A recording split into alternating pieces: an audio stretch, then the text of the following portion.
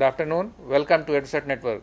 Friend, as you know, today we have a discussion on Gandhian democracy. We will try to know why we need the democracy and what are its important features and how it has helped the world over, the different countries workings. And as you know, India is the largest democracy, so we will talk giving instances from the India. And for discussion on this very topic, we have in the studio Dr. Ravi Ranjan. He teaches political science at Zakir Hussain College in Delhi University, and he is also a fellow member of DCRC and contributes in different journals on different topics. So on your behalf, I welcome Dr. Ravi Ranjan for the lecture on this very topic. Welcome you, sir. Thank you, EduStat and CEC, for inviting me to deliver this lecture on Gandhi and particularly his notions of democracy, how he conceptualizes democracy and why he thinks that democracy is the best way of ruling and how he conceptualizes democracy.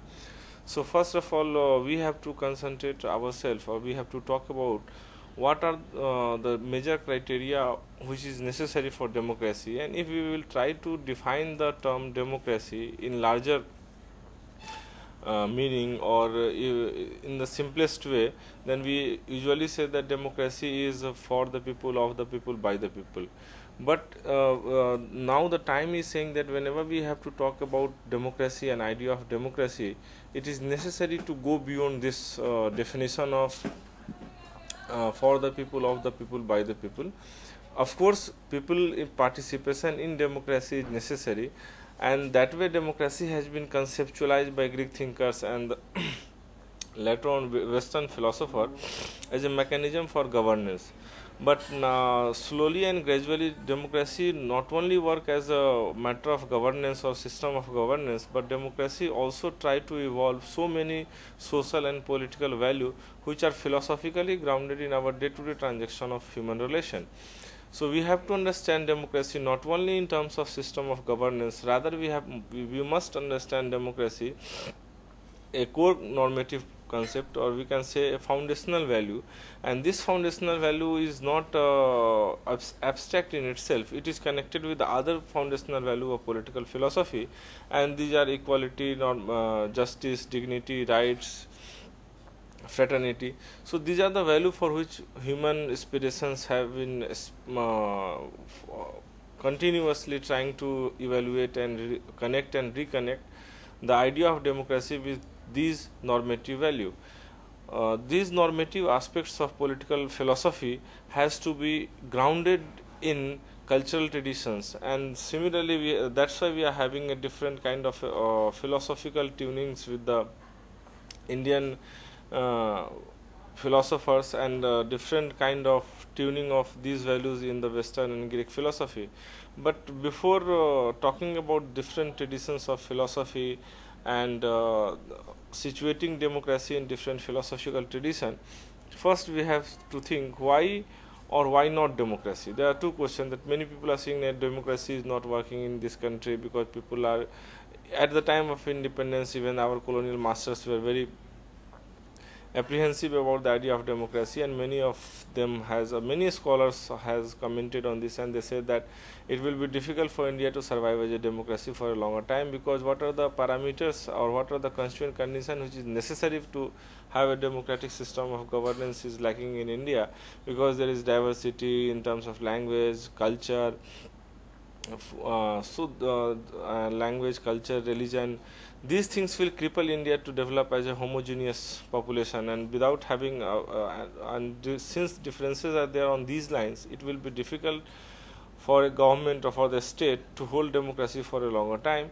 And examples are also saying that most of the South Asian democracy, or most of the countries of Asia who that have faced some kind of colonial government in the past, they could not survive as a democracy, and our neighbor Pakistan, Bangladesh are the biggest examples where we have said that they are not having the stabilized democracy. Means although in Indian democracy also there was a 2 years period of non-democratic emergency, which was suppressing the people's freedom and all people's freedom and their right, but even after having a 2 years patch mark, we are having a sustainable democracy in terms of electing government. We are already had 14th Lok Sabha elections consecutively without having any hiccups. States are having democratic governments elected by every 5 years. But we don't have any kind of dictatorial regime which can be said that this regime has now forget to value the democratic norms and democratic values. But now the question comes whether the democracy as a normative concept survived in other parts of the world, in particularly non-Western world, as it has survived, or as it has traveled in the western part of United States of America. So before going to the theorization of democracy, and particularly today topic is conceptualizing about Gandhian democracy, we need to answer few questions about the democracy itself. The first question is whether why or why not of democracy. We can say that democracy is doing everything, and people are fighting for democracy. All struggles are fought in the name of the democracy. But sometimes there is a limitations of democracy also, and that limitations particularly come when we used to think democracy only in terms of system of governance and not beyond that. Even therefore we have to think democracy in as a complex, or as a multi-layered concept. We can say as a multi-layered concept which has many meanings to be derived. But one thing is clear, that it is still the best form of government available to the humankind. Democracy is much beyond for the people, of the people, and by the people, and it has been largely studied as a mechanism to organize governance. But however, it is a much larger value. As I have already explained, it is a much larger value, and we have to treat democracy as a way of life, even in our day-to-day transaction, in family, in our office, in any professional places and public domain. We try to behave with each other or share the public space in a very democratic way by giving chance to other. We also try to include as many as we can do in our public sphere. So democracy has to be think much beyond the system of mechanism of governance. It is much larger value and the way of life whose ramification can be felt in philosophical, socio-political and economic institutions of the life. So it is not only the way of governance, but it is also affecting our philosophical foundations of life. Philosophical foundations means when we are talking about the life and how it has to be organized, on which principles it has to be organized, there we also need to have democracy, because the moment we are talking about organizing our life or organizing our system, we are not talking about single. So it has a connotation of common. So the consciousness of democracy is coming from the common consciousness or mass consciousness. So one person itself staying in any society or staying in any country can't say that I am democratic, I am non-democratic, because it is a value system, and I have already said it is much larger than the governance system, and it is a value system that has a capacity to be universal. So some kind of universality it try to, and that universality comes through the acceptance by others. So democracy has to create a value system, create a pattern of governance that has to be accepted by others. Otherwise, democracy has to face some kind of hiccups. In 21st century is widely claimed the age of democracy, because in 20th century many countries, even India, was under the colonial rule before 1947. So 20th century, half of the 20th century we have First World War, Second World War, and all these conflicts and fight all over the world was in name, either in name of colonialism or later on in name of ideology during the Cold War period. But during those period, countries were trying hard not only to make themselves a better functional democracy, but also they were trying, or the entire world community was trying, particularly after the organization of United Nations, that every individual have some kind of human rights, and these human rights can only be valued and it can only be given to the individual as his claim of being human, only if we are going to have some kind of democratic setup. And democratic setup will allow people to have a right to speak, freedom of expression, their personal right as well as their legal and political rights, and without having these rights in a system, it will be difficult to operate some kind of democratic norms. So after the end of last century, and we enter into the new century, and we claim that from the in very reports of United Nations and UNDP, we are claiming that we have to fight not only to make 21st century age of democracy, but also we are governments through their initiatives, scholars through their writings, activists through their activism are trying to place democracy as a essence of life. So now democracy has become essence of our life, a day-to-day life and day-to-day value sharing system. In such a situation, we can claim that 21st century widely claimed as a age of democracy. There is need to reconsider our democratic agenda. Now question comes that if it is beyond the system of mechanism of governance, then how we have to conceptualize democracy and for whose interest democracy is working. But these days we also have some kind of threat on in terms of democratic culture, that most of the time when we are counting democracy as a system or as a mechanism for running the government or having a governance system, then we have every fear to land up with some idea of minority versus majority or majority versus minority dictum. So in this situation, when we are talking about one versus another or one group versus another group, or one individual versus another individual, one community versus other community, in this way we can have democracy to just regulate the legal system in a functional way, but we can't have democracy in toto, talking about democracy as a way of life, because always the minority have some kind of suspicion and fear over the majority. And if we just we just use democracy as a counting or as a mechanism where we can just have the head counting system, then we are landing with serious problems. Even Iqbal, famous sire of the subcontinent, has one commented on democracy, saying that if it is just a head count, it's not a system of governance which is designed or which has been executed in people with all its ethos. So Jamhuriyat, we used to say democracy is Jamhuriyat, जहाँ बंदों के sir गिना तो करते हैं तोला नहीं करते. Means we are just counting the head of the people without having the quality of democracy in our day-to-day life. So we have to understand democracy at this point of time, and this fear was also scholarly reflected in the many writings of East and West both. And recently I will just try to quote one line from Professor John Donne, who is a Cambridge scholar.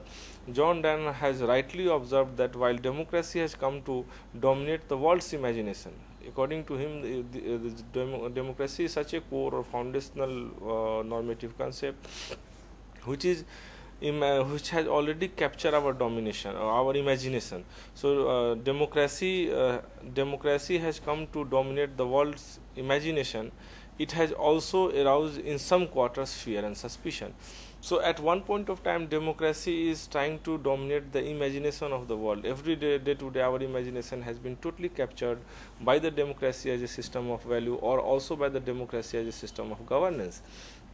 So this is the one part of the story. The second part of the story, or the other side of the story, is talking that sometimes this democracy also creates some kind of fear within the people, that how they have to run their government, how they have to talk about their own value system, whether it is going to turn into majority versus minority system. Therefore, we must understand that democracy is not an end itself. So now the question is that even in recently many movements in India against corruption or any other movement is talking about that everything is can be justified in the name of democracy. Then we have to be very alert about defining and operating the idea of democracy. We must understand that democracy is not an end in itself, it is just a means. As a form of government, it is relying on the consent of the governed. So we are taking the consent of the governed to rule with a system or with a law govern. Democracy is a means primarily for fulfilling life and pursuing common objective. So some kind of common objective is there to be pursued.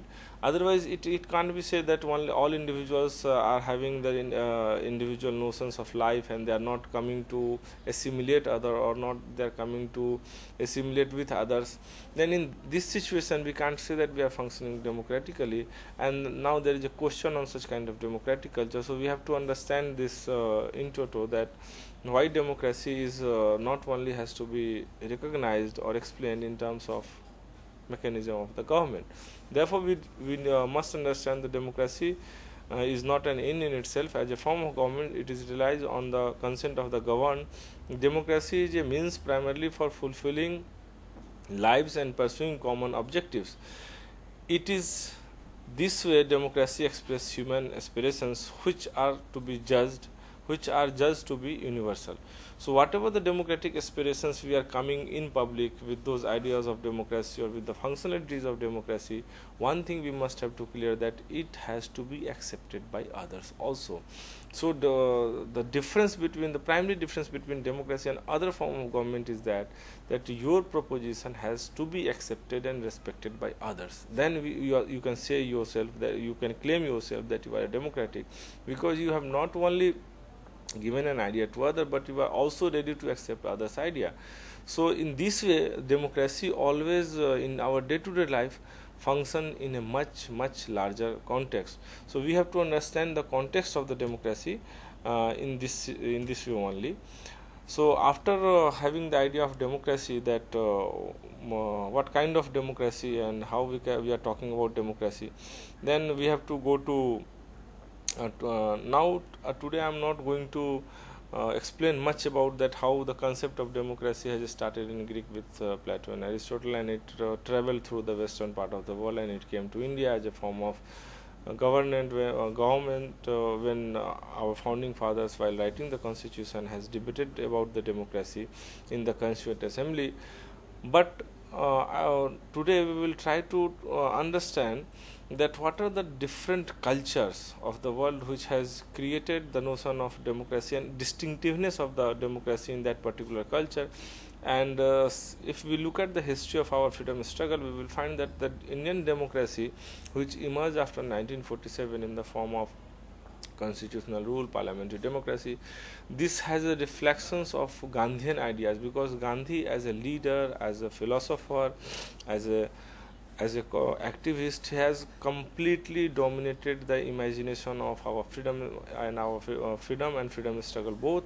And he tried to define these concept of freedom, right, and liberty and equality by going beyond the Western established tradition of rights, liberty and equality, because in West we are saying that democracy has to respect the other values which are the core component of democracy, that is right, liberty, equality and fraternity. But in case of non-Western societies have the different trajectories of democracy, and the history of these non-Western societies, particularly their fight with the colonial power, and the process of fight has itself evolved or generated some kind of governance system which is not which was more or less guided by the ideas of modern West. But we can't say that it was thoroughly guided by the idea of the modern West, because many other cultural traditions and religious traditions was already there. If we see the Indian history, we have a tradition of Buddhism, Jainism, and these traditions were not only the reflections of religious practices or attack on existing religious Brahminical practices, but more or less these these religious traditions has also some kind of cultural reflections of governance and arranging the social process. So in this way we have to understand what kind of reflections we can recollect from the Indian tradition, and particularly from the Gandhian thought. So today I will try my best to connect the notion of democracy with the Gandhian notion, and how Gandhi has visualized the idea of democracy, which can be a functional democracy and which can suit to the Indian villages, because my Gandhian idea was that since India lives in villages, we must have some kind of village rule, and that's why he talked about Swaraj and Gram Swaraj. And this village rule must work on their own tradition. Rather, we should not wholesale just adopt the Western system or Westminster model of the parliamentary system, which is going to understand our problem and understand our situation. So he was not exactly in tune with the Western notion of democracy. Gandhi has already reflected in Young India and some volumes of Harijan about the idea of democracy, how he is understanding democracy, and what are the ramifications of democracy for the future India at the time of independence. So Gandhi, after the civil disobedience movement and reforms were on the way by the colonial rule before 1935 Act. In 1931, 7 May 1931, in Young India, Gandhi mentioned that there is no human institution but has its danger. Actually, he was not much concerned about the institutional mechanism of governance in the same way that Western model of governance were coming through the colonial process. So he said that there is no institution, I quote, there is no human institution but has its danger. The greater the institution, the greater the chances of abuse. Democracy is a great institution and therefore it is liable to be greatly abused. The remedy therefore is not the avoidance of democracy but reduction of possibility of abuse to the minimum. So this is the idea that democracy as an institutional measure is such a big concept, which is not only can be defined by understanding the idea of democracy only, but it's also dependent and connected with the other normative concept of political philosophy. So it is very necessary to understand that it should not be abused. So he said that if and his direction was totally under by the idea of making democracy a majoritarian form of government where the head counts are more important. So he was always fearing with such kind of reflections on the democracy by the Western scholars. Secondly, he has tried to equate the idea of democracy with his idea of Swaraj, which he has largely explained in his book in Swaraj. So the democracy or the Swaraj of masses can never come through untruthful and violent means. So now he can say that any fight for democratic rules should not be based either on violence or on untruth.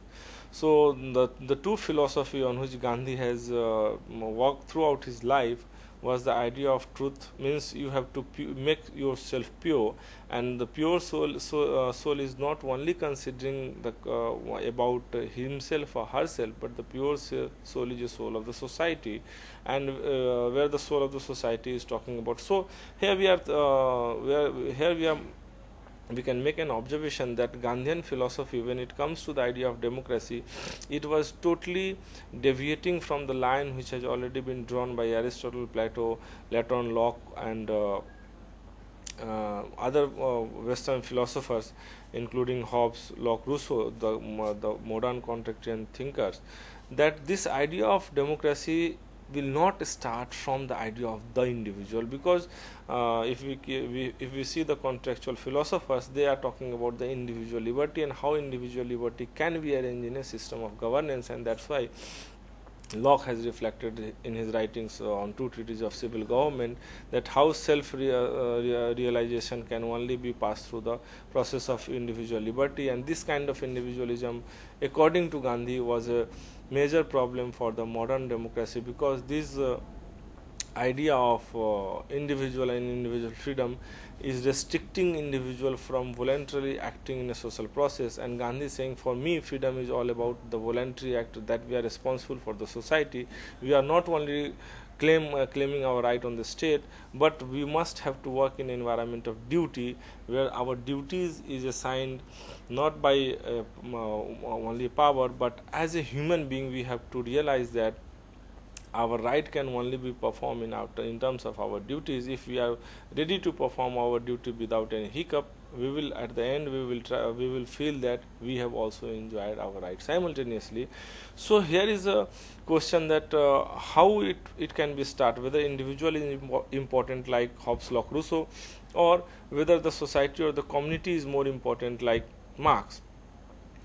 or Gandhi, that now there is a difference of communal way of living in terms of Marx and in terms of Gandhi, where Marx was contextualizing the entire idea in his theory of mode of production. Gandhi was not doing the similar thing. Here, since our discussion is largely on Gandhi, so I will try to explain much about the Gandhian way of thinking about individual liberty and his or her responsibility to reconnect it to the idea of the democracy, because I have already explained that democracy in itself is not only a value, it is a core value which is consisting of many other values, or which is linked with the many other values, and its realization is not only depending on the idea of democracy, but its realization is depending on the idea of justice the society have, the idea of equality the society is having, the conception of rights the society is having. So democracy is a much larger value in that way. Gandhi said now if we go later on, then Gandhi tried to make a equivalence between the idea of modern democracy of the West and his idea of swaraj. So Gandhi said, I quote, "The democracy or the swaraj of masses can never come through the untruthful and violent means, for the simple reason that natural corollary to their use would be remove all opposition through the suppression or extremation of against us." So Gandhi said it is not, if we use democracy as a method of governance, and particularly by using violence, what will happen? People will never tolerate their political opponent. So they will try to suppress the political opponent, or they will try to eliminate the political opponent, or eliminate the opposite view. So Gandhi said that it is difficult to organize democracy on the idea of or on any mechanism which is in a for a smaller gain or for larger gain using any kind of violence. So first Gandhi said that yes, liberty, equality and other values are important, but more important is that to achieve those values through democratic means, we must have to be clear in ourselves that we are not going to use any kind of force or any kind of violence or any kind of cheating or untruthfulness. So he is taking democracy as a pious value, and this pious value can only be maintained as a pious system of ruling if we are talking about other correlated value of the democracy. And for Gandhi, it was not for Gandhi, unlike the Western thinkers who were concentrating on the individual liberty, it was the individual voluntarism to the society as well as idea of truth and non-violence. After some time, again in Harijan in 1940, Gandhi said that, I quote, "My notion of democracy is that under its weakest should have the same opportunity as the strongest. That can never happen except through non-violence." So he is saying, unless we are not eliminating the power of force or power of violence from the entire system of democratic mechanism or democratic governance, it is going to be difficult for us that we are really going to have a true democracy. And without having a true democracy based on the idea of non-violence, we will be not in a position to protect the weakest of the society. So democracy will always try to help the stronger and crush the weaker. That was one of the tensions that Gandhi has when he was talking about the idea of democracy, particularly in the Indian context. So in 1948, after the independence, he defined the true democracy cannot be worked out by 20 men sitting in the center. So he is not saying that the democracy is all about just functioning of the parliament. Democracy is much beyond, which was my first proposition when I started this lecture. That democracy cannot be only taken or cannot be only explained in terms of system of mechanism by using a few representatives. So Gandhi said that in 1948, this is Harijan 18th January 1948, true democracy cannot be worked by 20 men sitting at the center. It has to be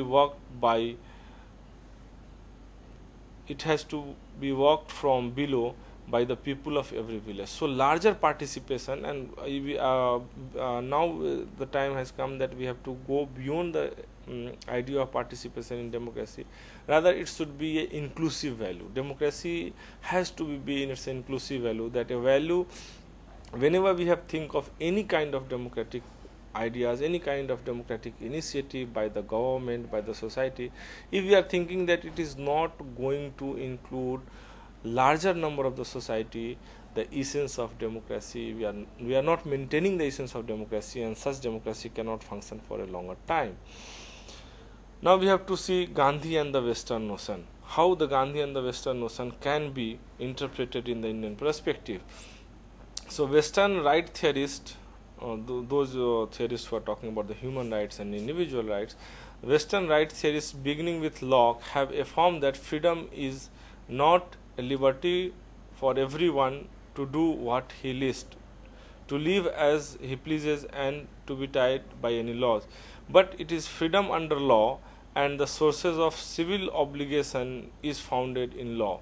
So this is John Locke in his second treatise of government. He is saying that we have to understand liberty not only as a freeness of one individual or free thinking of one individual, but it is also liberty under law.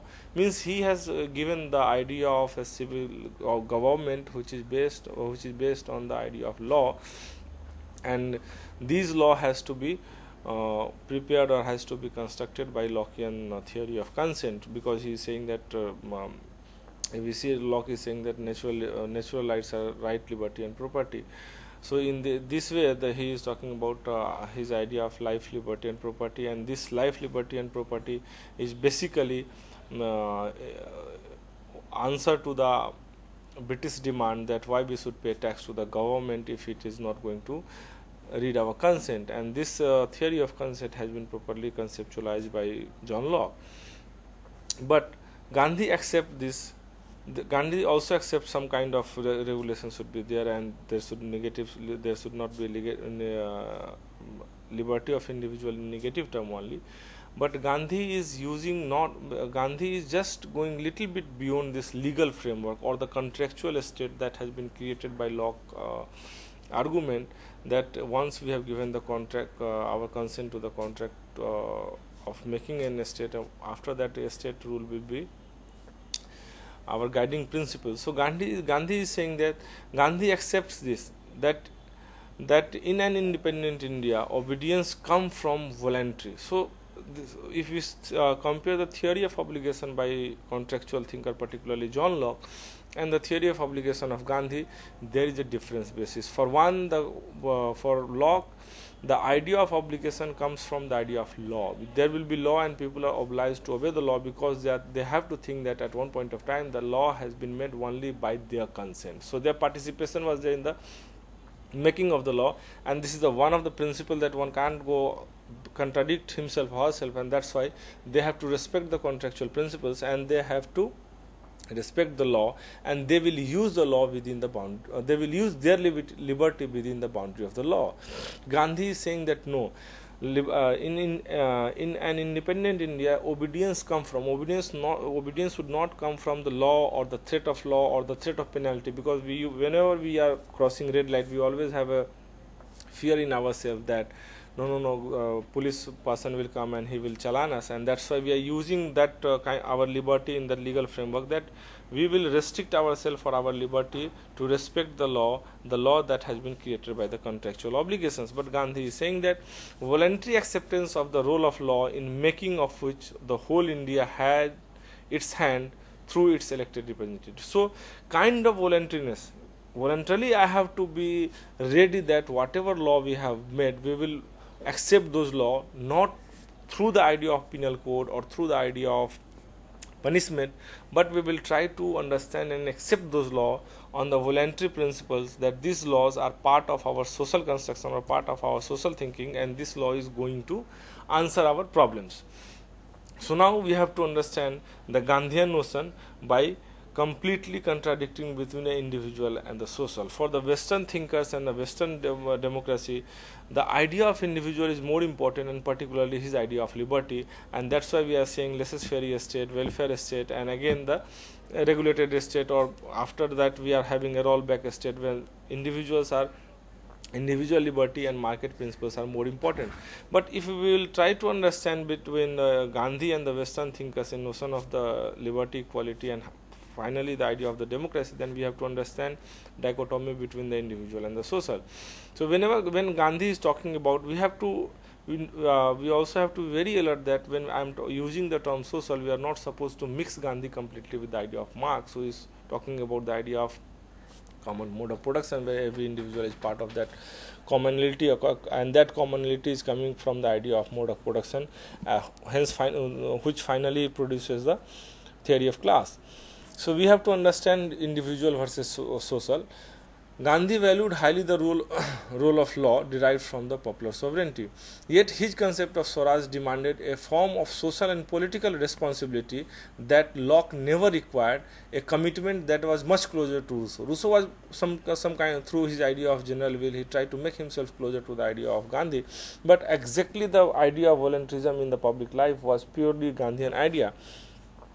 Second, the obligation to change oneself and one's community for the betterment of all in spirit of social service. So no one is supposed to change himself or herself just for his or her own service or his or her own benefit. If we see the idea of Western individualism, and particularly the idea of liberty that has been propagated by the notion of state, democracy and rights, what are our individual rights? I say that an individual must be given the situation in which he or she can be better fulfill his life aspirations. So when I am fulfilling my life aspirations, I am hardly bothered about others' life aspirations unless others' life aspirations are not connected with it. So finally we have to see the gain of the individual. Gandhi is saying that is not the case of the following the rule. So for him, rule of law was not the idea of fulfilling individual rights or individual liberty alone, but the idea of fulfilling rule of law is connected with the community betterment and in the spirit of social service. So two things are important. So here we can see how the individual and social can be differentiated in two frameworks. One is using the framework of Gandhi, and another is using the framework of individual. Because I am particularly stressing on Gandhi, because if we will try to make Eastern and Western framework, then in addition to Gandhi we have to think about the many other political thinkers as well as the social scientists. So many social scientists who are writing from the subaltern perspective or from the perspective of Orientalism, they are constantly attacking on the Western framework of modernity. But here it seems that Gandhi was not talking just about making a case against, he was against the modernity, particularly the industrialization, if we see his ideas in Swaraj, but he always tried to find out the good aspects of modernity that can be used for the individual liberation through having some kind of social voluntarism.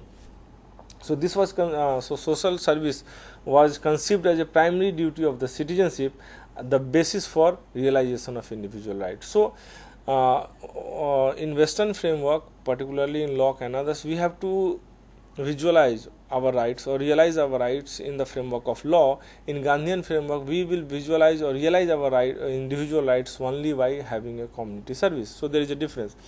Raghavan Iyer, who has written extensively on Gandhi, said that whereas Western individualism emerged in modern urban society and is bound up with the doctrine of natural rights, Gandhi's individualism derived from the concept of dharma or the natural obligation. So we have to understand this notion of Western and Gandhian individualism, and Gandhi has gave the world at least two essential meaning, both serving his twin principles, that is the principles of satyagraha and ahimsa. So ahimsa and satyagraha has to be connected. Now we will try to understand why we have to, what is how we can define or realize the Gandhian notion of democracy. So Swaraj, the Gandhian version of democracy, Gandhi has explained his idea of Swaraj very carefully. The root meaning of Swaraj is self-rule. Swaraj may therefore be rendered as a discipline rule from within. So Swaraj is coming from within. It's not a rule which has to be imposed by a state or outside the external agency of the individual, but first it has to be internalized, and the independence has therefore Swaraj may therefore be rendered as a discipline from within, independence has no such limitations. Independence may mean license to. So he is trying to differentiate. Gandhi is trying to Gandhi has tried to differentiate the notion of independence, which is a democratic notion of having liberty, or the how the independent notion or so he tried to say that my idea of swaraj is based on the idea of voluntarism, while the democracy, the Western model of democracy, is based on the idea of independence. So he tried to differentiate between that. For Gandhi, swaraj is a positive aspect, whereas the independence is negative. The word swaraj is a sacred word, a Vedic word meaning self-rule and self-restraint, and not freedom from all restraint, which independence often mean. He made this comment in 1931, having emphasized the interpretation of freedom since 1909 from the publication of Hind Swaraj. So after publication of Hind Swaraj, Gandhi tried to conceptualize the idea of freedom, not exactly in terms of the Western notion of freedom, and his idea of swaraj is idea of democracy, and that can be related with natural kind of obligation, where Locke is saying that political obligations has to be created through the idea of contract, whereas Gandhi is saying that it is a natural obligation that people have to serve others, and this serving others automatically establishing a different kind of contract, which is different from the idea based on the modern contractual society. So Gandhi's contribution to the democratic thought is the way he conceives his civic duties. He viewed the problem of democracy being that we discuss political obligation as if it were a kind of moral tax entrusted from us by a coercive government, rather than as an expansion of our commitment to uphold and improve the quality of shared life. So he looked democracy as a property of shared life, rather just a system of government which is recognizing the individual right and individual freedom. Therefore, many thinkers like Bhikkhu Parekh, who largely dealt his Gandhian idea in his book, the political philosophy of Gandhi. So Gandhian idea of freedom has to be conceptualized. And foundational values of democracy are the concepts of freedom and rights and responsibility. Gandhi's critique of liberal democracy raises other issues as well. Gandhi was very critical to the liberal democracy, and we know that today liberal democracy is the widely accepted form of government throughout the world. So Gandhi was particularly against the notion of liberal democracy, which is just concentrating or based on the idea of individual liberty and individual rights. Rather, he criticizes liberal democracy for being individualistic in the sense of stressing right rather than duties, and self-interest rather than collective interest, and materialism rather than moral legitimacy. So he tried to give some kind of prescription of ethical foundations on which democracy can be sustain in this country, where people are not equal in terms of wealth and not equal in terms of, and Gandhi said that even he was saying that the Constituent Assembly, which is before Gandhi left this world, the Constituent Assembly was already there, and the Constituent Assembly we were thoroughly discussing about the part 3 of the Constitution, that is based on the idea of that is talking about the idea of fundamental rights. Gandhi said Constituent Assembly is discussing the right of the citizen, that is to say they are deliberating on what the fundamental rights should be. As a matter of fact, the proper question is not what the right of a citizen are, but rather what constitute the duties of a citizen. Fundamental rights can only be those rights the exercise of which is not only in the interest of the citizen but that of the whole world. Today everyone wants to know what his rights are, but if a man learns to discharge his duties right from the childhood, then he will also realize that he is exercising his rights too. So Gandhi's theory of right and Gandhi's theory of liberty has to be taken care of while dealing into the idea of modern democracy, particularly democracy in the context of India.